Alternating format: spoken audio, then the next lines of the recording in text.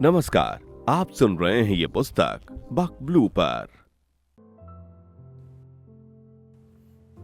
अध्याय 21। कुछ जानकारी श्री रवि परिवार की, उनके मित्र की।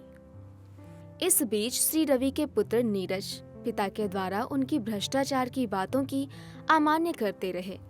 उसकी पृष्ठभूमि भी बदली। समय ने उसे सिखा भी दिया। उसके पिता श्री रवि अपने न्याय पथ से विचलित नहीं होने वाले।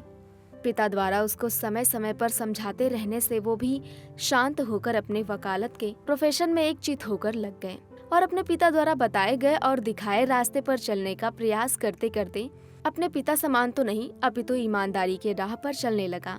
श्री रवि ने जब देखा उसका पुत्र नीरज अब अपनी कैरियर में ईमानदारी और एकाग्र के साथ हो गया है, उन्होंने चैन की सांस ली।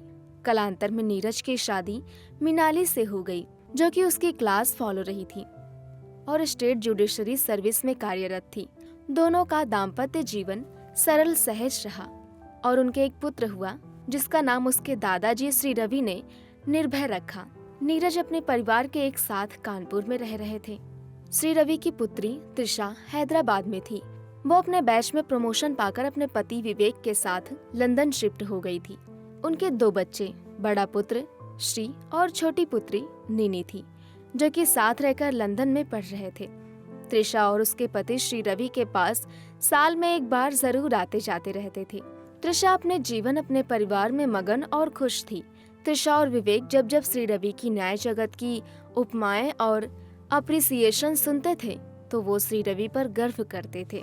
श्री रवि की पत्नी नियारा अब पुरानी बातें, पति के साथ मित्रता की बातें, उनकी भ्रष्टाचार के लिए प्रेरित करना, झगड़ना, नाराज होना, नीरज के साथ श्री रवि पर दबाव बनाना, सब छोड़कर अपने पति के आदर्शों, कार्य परायणता, समर्पित सेवा भाव और राष्ट्र के प्रति, न्याय के प्रति समर्पण के कारण उनका पूरा साथ दे रही थी और समय पर अपने पति श्री रवि की न्याय प्रियता, न्याय में ईमानदारी की सराहना भी करने लगी थी। परिवार सामान्य चल रहा था श्री रवि के साथ।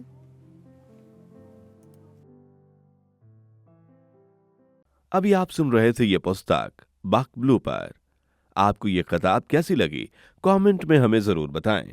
साथ ही स्क्रीन पर दिए गए सभी प्लेटफॉर्म्स पर हमको फॉलो करना ना भूलें। धन्यवाद।